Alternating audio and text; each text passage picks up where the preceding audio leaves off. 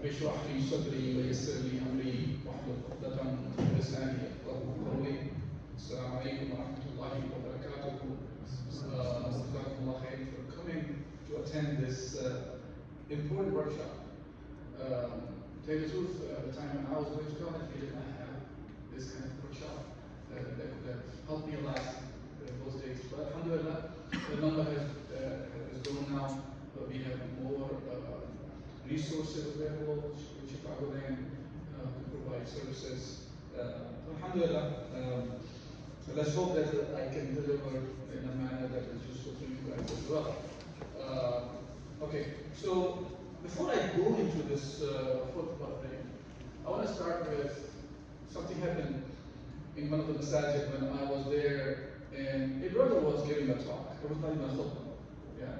But he gave a very, I will say, unprepared, unorganized, and to an extent did not provide us much in the talk. Yeah. So one of the brothers, and it's just he gave me the input about the talk somebody else was giving. So I'm not giving anybody's names, which was nothing. It's just for my experience, and it's very important for me. And from there on, I at least try my best to make the things useful for myself first and for others as well who are not addressing. He said there were about, I would say, 300-400 people were there in that masjid at that time. There was a qiyam ladies, okay, and mostly youth. So he said, you know, the brother took about 1 hour. If you multiply that 1 hour with 400 people, this is 400 hours. So he has used the 400 hours of the ummah and delivered nothing. That's what this kind of, I'm summarizing, this happened about 20 years ago. So not necessarily exact word, but the essence, what he was saying was that he has used 400 hours of the ummah. So the reason I am bringing this example up, when whoever wants to be in this kind of job that he wants to do, and of course there's a lot of reward involved here, and we must be engaged, and of course there will be learning curve over there. Yeah? But remember that when you are going to deliver, think of that you are taking amount of time of the ummah that could have been utilized for something else. And he said like this, you know, if in a corporation, if somebody would have wasted 400 hours of the company's employees, most probably would be fired, isn't it? So, for example, I know here, some of the salahs have about 400 people in there. And if you're even delivering half an hour talk, that's 200 hours. And 200 hours means average of 5 weeks worth of work of a person, a single person. Imagine that you have lost salary of 5 weeks. You work continuously for 5 weeks, 40 hours a week, and you lose everything. This is what I mean basically. So think of that whenever you're preparing the khutbah, you have some message to deliver.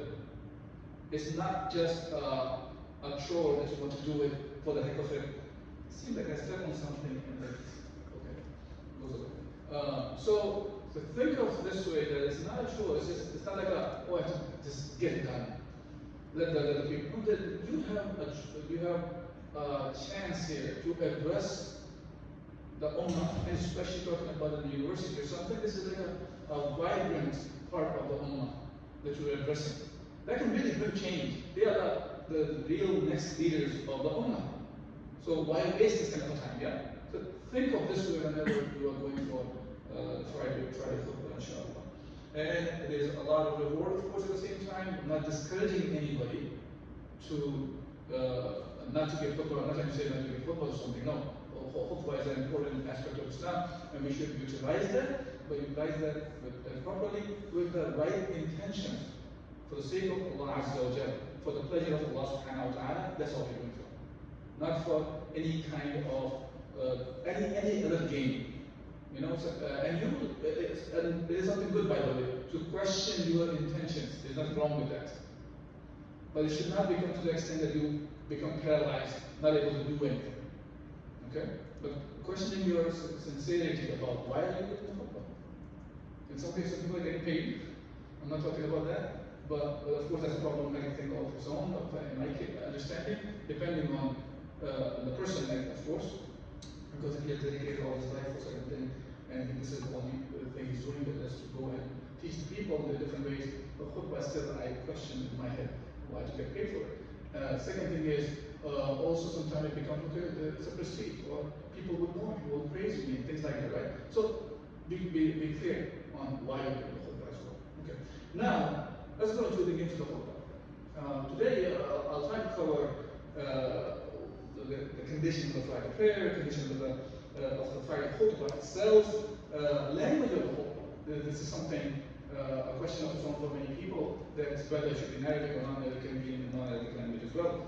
And one of the essentials that can khutbah al-Jum'ah, and what is recommended for a khatib, and who is a good khatib, for example. And an example, I'll give at the end, not the khutbah example, but the whole talk, but rather more of a, just kind of a framework of how to use the khutbah, how to give a khutbah. Okay, so when it comes to the conditions of Friday prayer, in general, all the four schools of thoughts and fuqaha, they have consensus. The jamhur, when I say jamhur, is a majority of the scholars. So you can always have, not always, but in many cases, you will find shadh or strange opinion.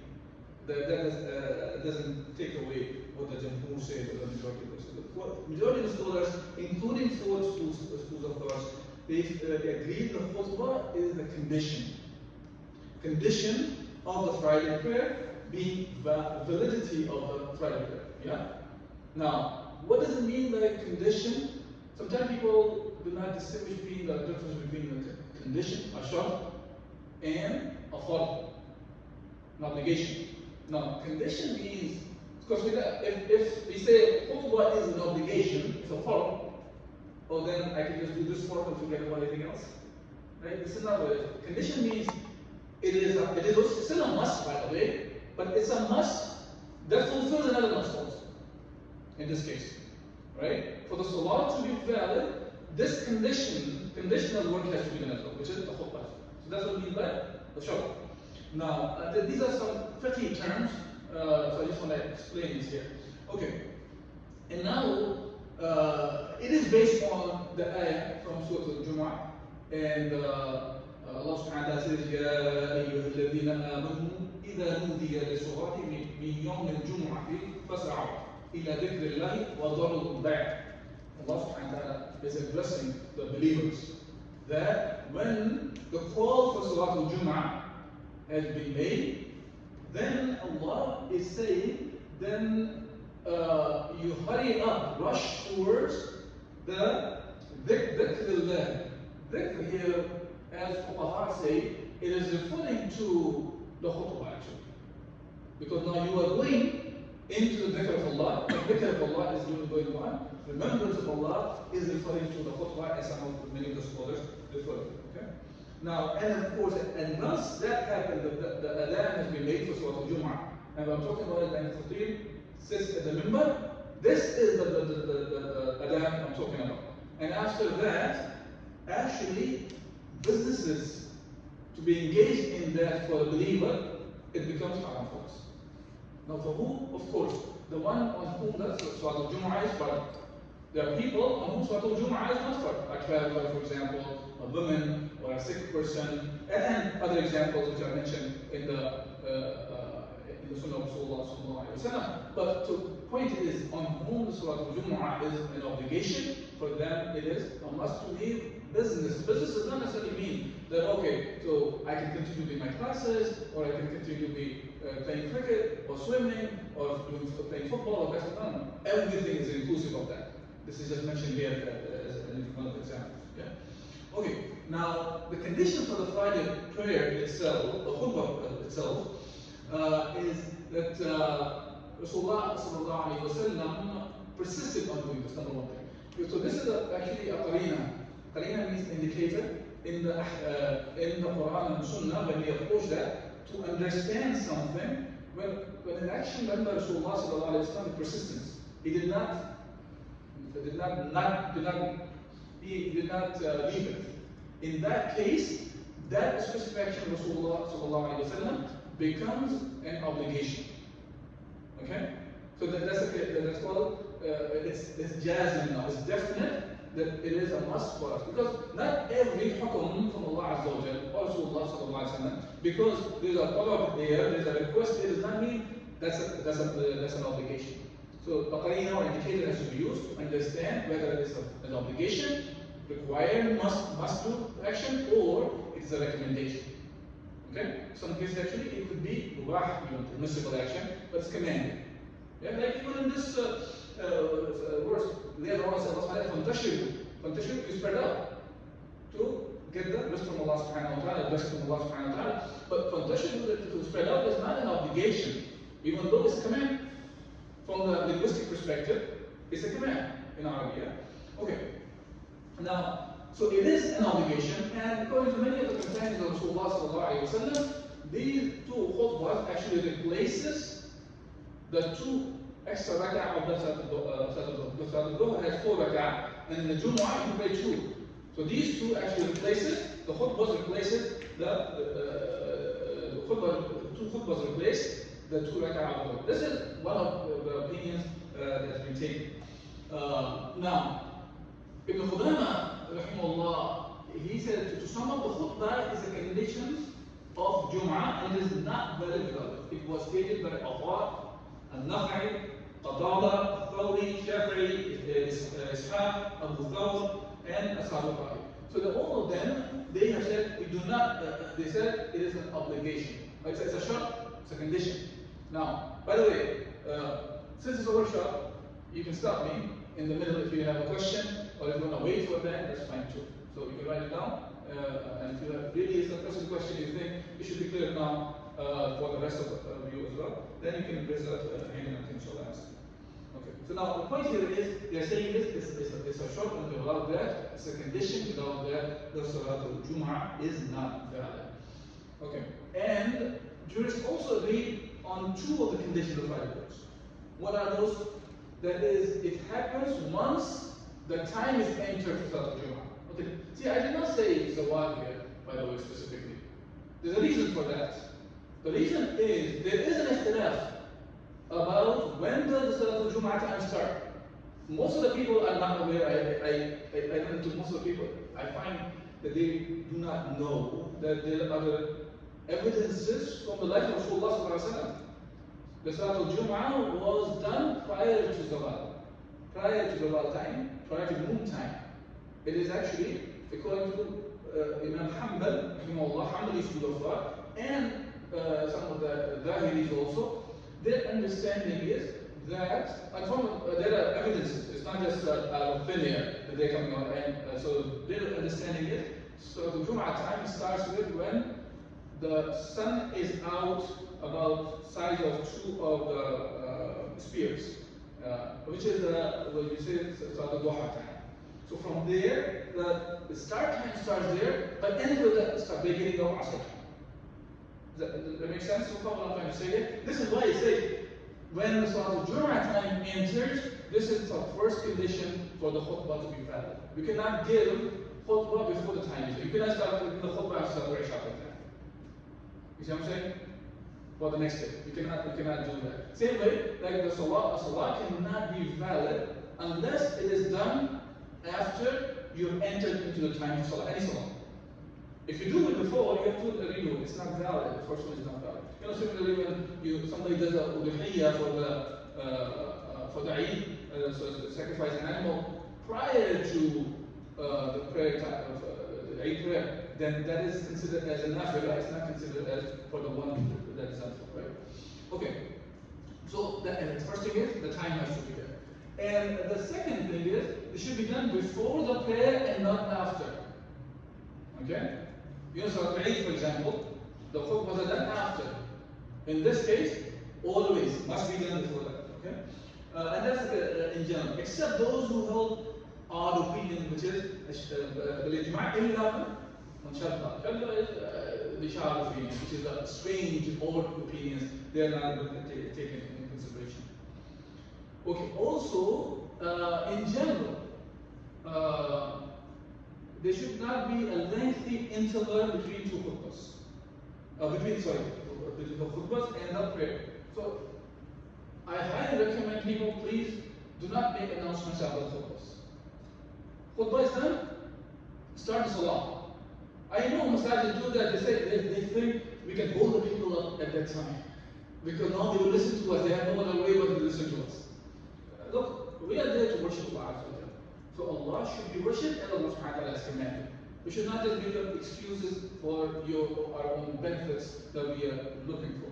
And this is a serious matter. Okay, so Allah is a serious matter for us.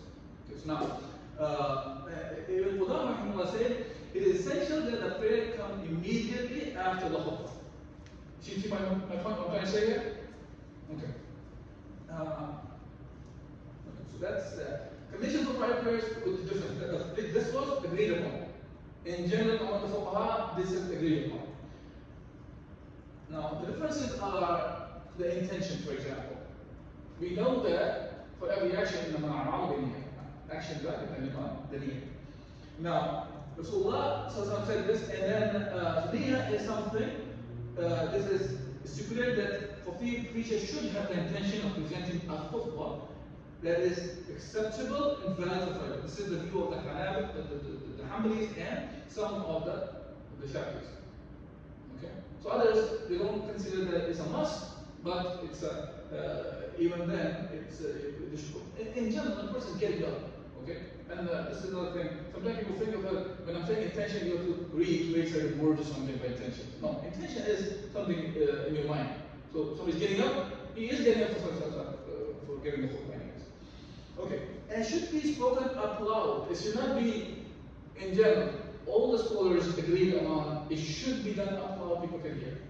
Except the Hanafis, they do carry the opinion, it's not an odd opinion, but they carry the opinion, which is that if the Khatib has done the dhikr of Allah subhanahu wa ta'ala silently, people cannot hear him, that is enough.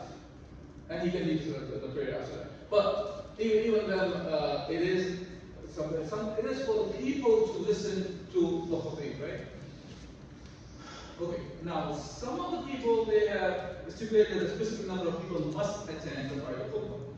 Now, you find opinions like there has to be one person besides the Imam, there will be about two, and the Hanafi says at least three, Imam Shafi'i says 40, some say 30, and so on and so forth.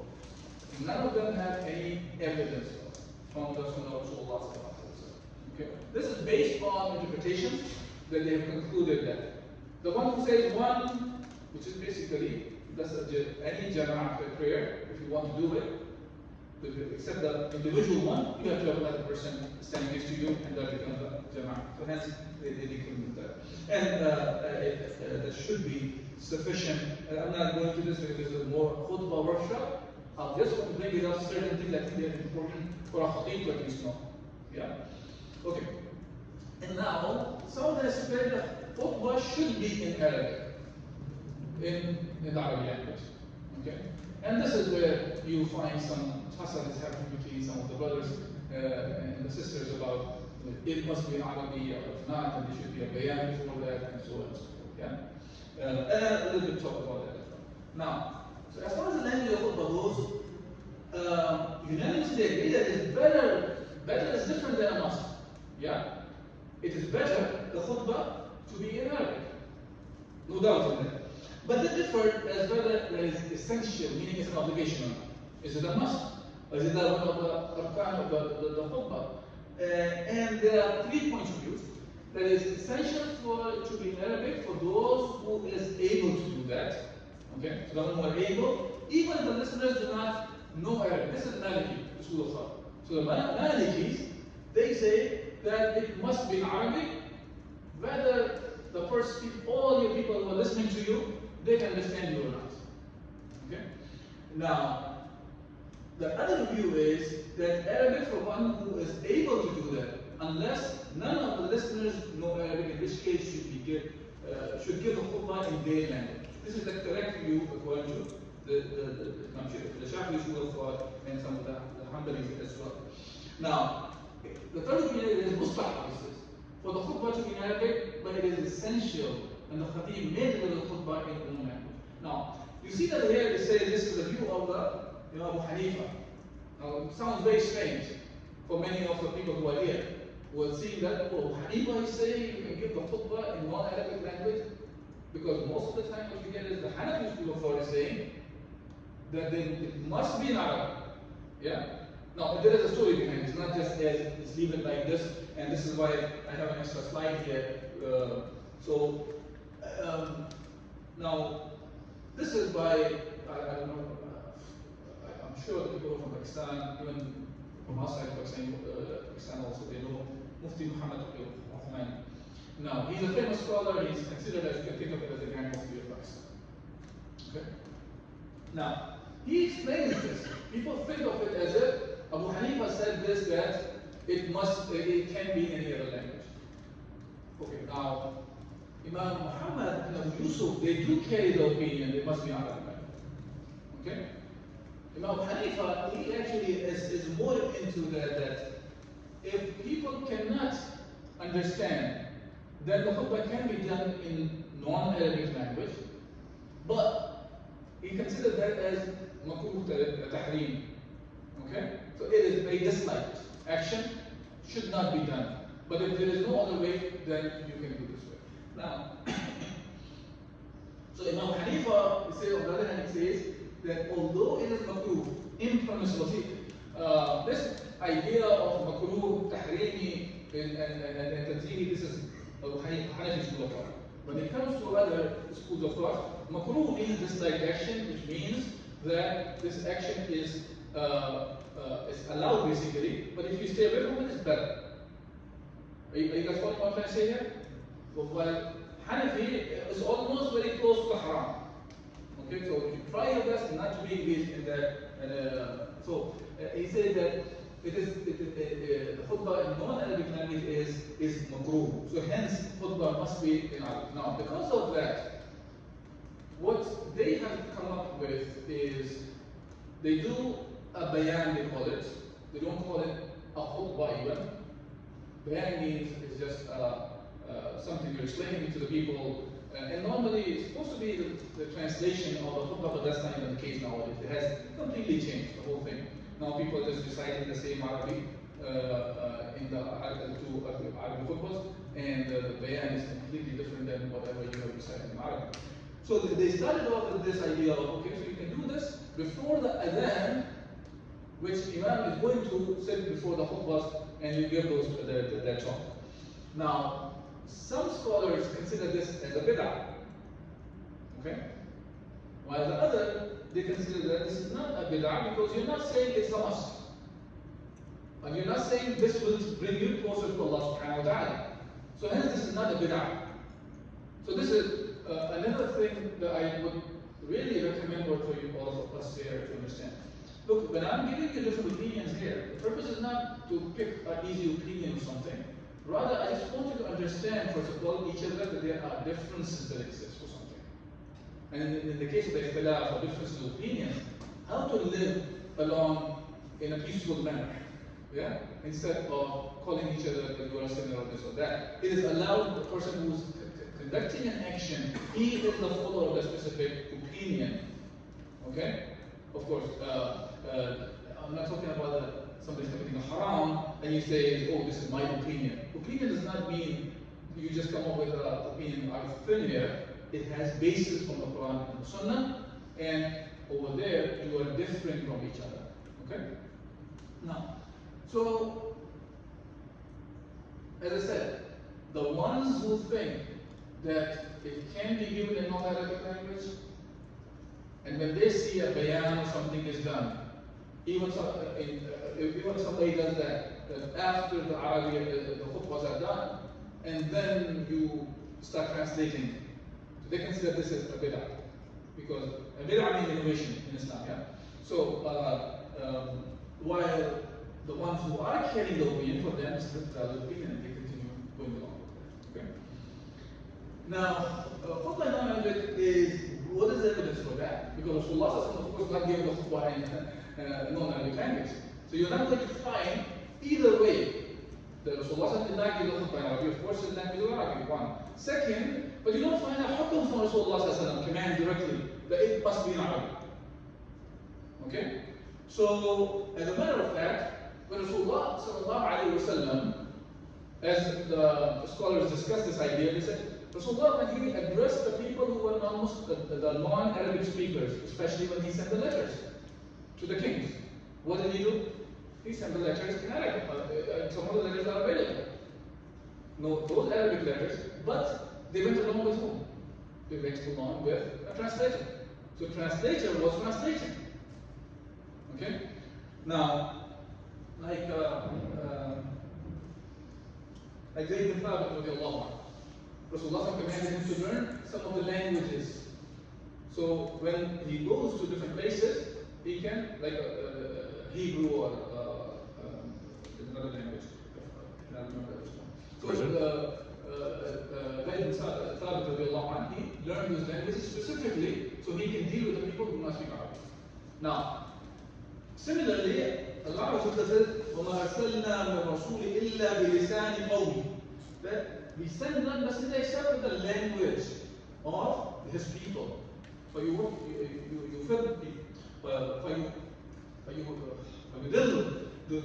اللَّهُ مَنْ يَشَاءُ وَيَهْدِي مَنْ يَشَاءُ وَهُوَ الْعَزِيزُ الْحَكِيمُ.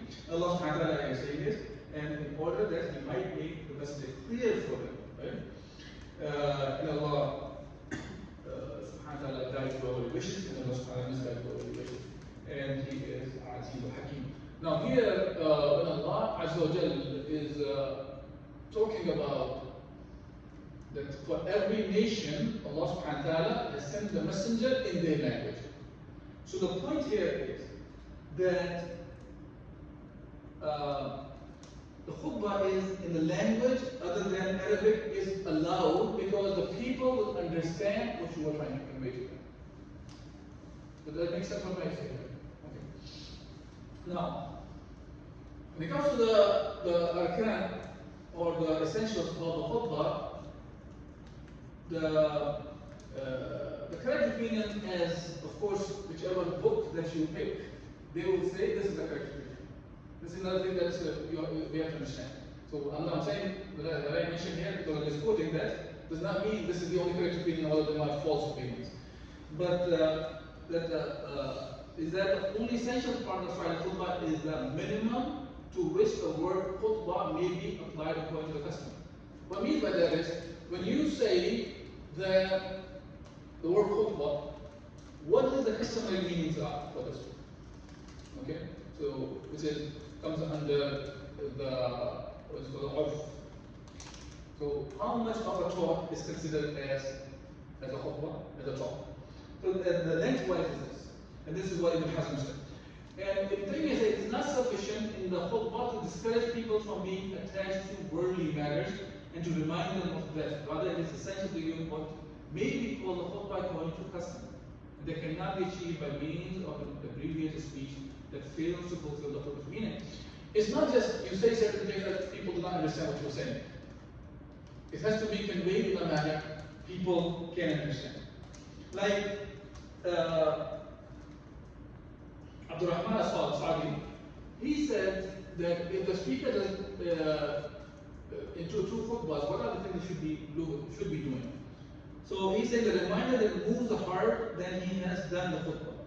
And praising Allah subhanahu wa ta'ala, number two. Number three, sending salam to Rasulullah sallallahu alayhi wa sallam. And number four, part of the Quran, the passage of the Quran is recited in the khutbah. So these are the four essential, these are the more basic things should be there in a khutbah, right? Now for a khatib, when he is going there, of course he should be free of impurity, both minor and major. Yeah. He should wear his best clothes, he should greet the people, salam to the khutbah from the member. He should turn the face to the people, should be sincere, and he should keep the khutbah short and make it not lengthy. This is because the hadith of Rasulullah used to shorten the khutbah and he would make the salah longer. Now, remember that the purpose of the khutbah, Rasulullah was a messenger of Allah subhanahu wa ta'ala. What he was saying was part of the wahy. So he was concise. There's no way we can concise how you saw that. Today, what we do is, we probably mention one hadith or one ayah or two ayah, three hadith or something, and then we have to spend time to explain. So a lot of them is just saying, it is the hadith itself, or is it like the Quran?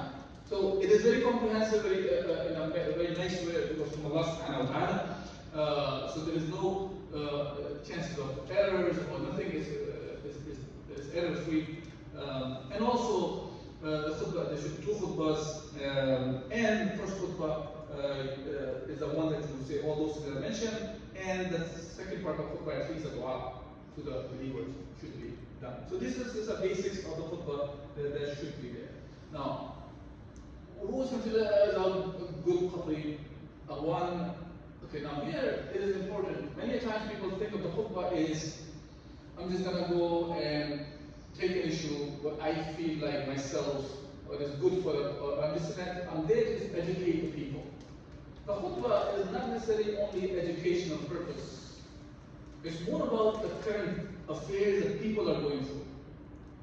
Right? What people are feeling, what the things that they are looking for as a whole. And a good khatib is the one who can sense the whole audience.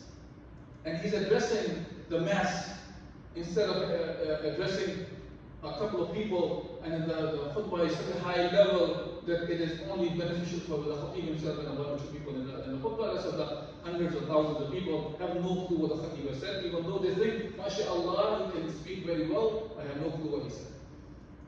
How many of you have been to the lectures where the khatib or the lecturer is considered as very eloquent? Probably people pay thousands of dollars to bring him. And when you think about yourself or ask the people next to you who are praising you, even the lecturer or the person who's talking, what did you get out of it? And you'll be surprised. Many of them have no clue. I mean, they did not take anything out. So this is why, when you're giving the khutbah, make sure that your message is crisp, clear. So, in a manner that you always try to give the khutbah, what are you taking with you now? It's good to give pointers even. That these are the points I want you to take with you. Like for example, let's think of this way. What is the most important pressing issue that you are seeing today in the Ummah? Anybody? Gaza. What else?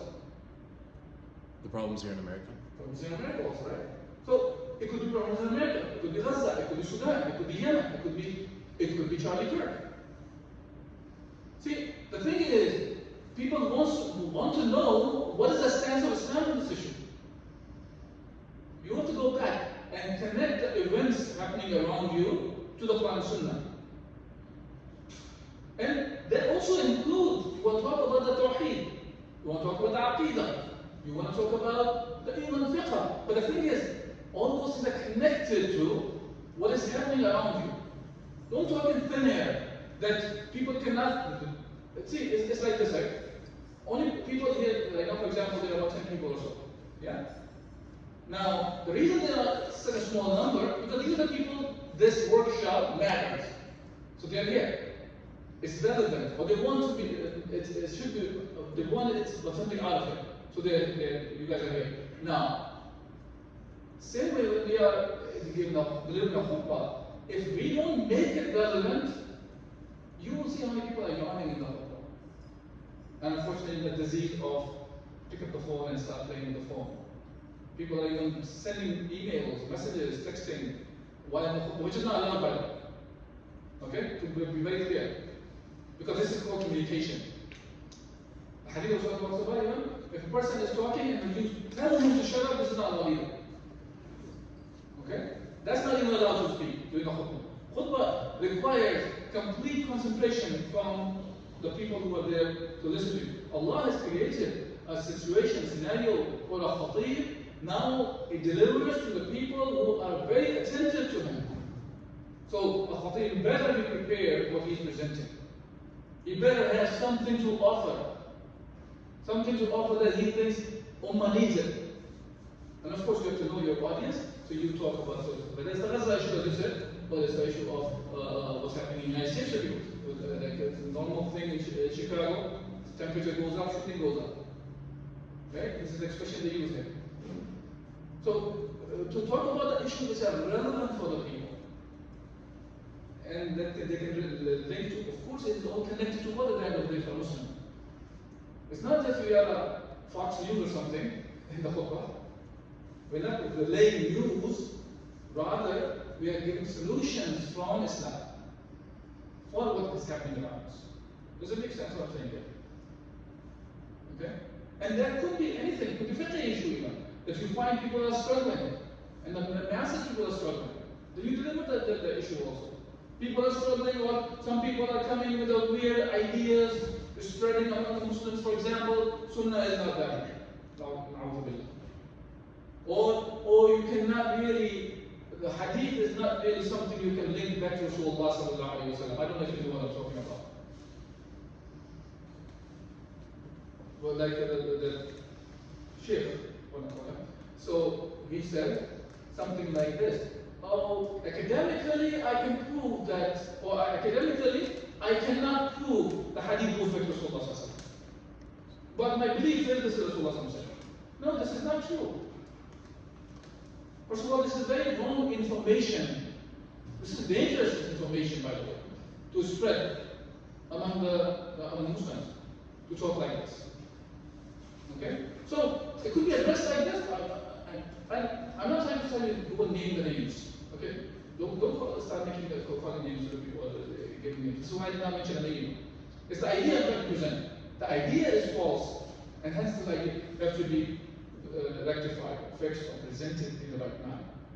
Okay? Now, I pretty much talked about this.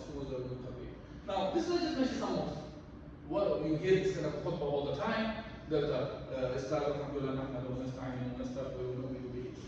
This is Rasulullah sallallahu alaihi wasallam used to say these words also. When it comes to praising Allah, it doesn't have to be, by the way, that this is one way. People say, no, that's fine, whichever one you have memorized, you can do that way.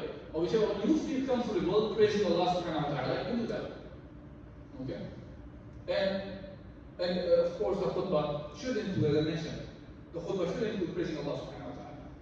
Okay? Remembrance of Allah subhanahu wa ta'ala. Say salam to Rasulullah sallallahu alayhi wa sallam. Passage of the Quran, and some of them talk about the hadith. And that should be relevant to the people. Right? So, one of the most difficult things I can tell you about myself, when I have to do the khutbah, is not necessarily the preparation of specifically or the content. But the most difficult thing is to choose a subject. And to choose a subject, let me give you my own experiences. I have prepared khutbahs night before, I'm ready to go. By the time I wake up after Fajr, look at the news, khutbah changes. Because you want to be relevant. So read the news. Be aware of what is happening around us. What kind of answers people are looking for. They're looking for what Allah wants in the circumstances we are living in. Look, when it comes to wudu, salah, zakat, hajj, fasting, there should be other kind of means for learning these things. There should be lectures or muhadara or whatever. They should be there. But khutbah is a little bit different thing. This is about something to do with what's happening around us. Because this is something, a weekly thing. It should re-energize a believer to get back up and be serious about what Allah subhanahu wa ta'ala sent us with in this dunya. Okay? So that's all I got. If there's any questions or comments, and if there will be any questions or comments later on also,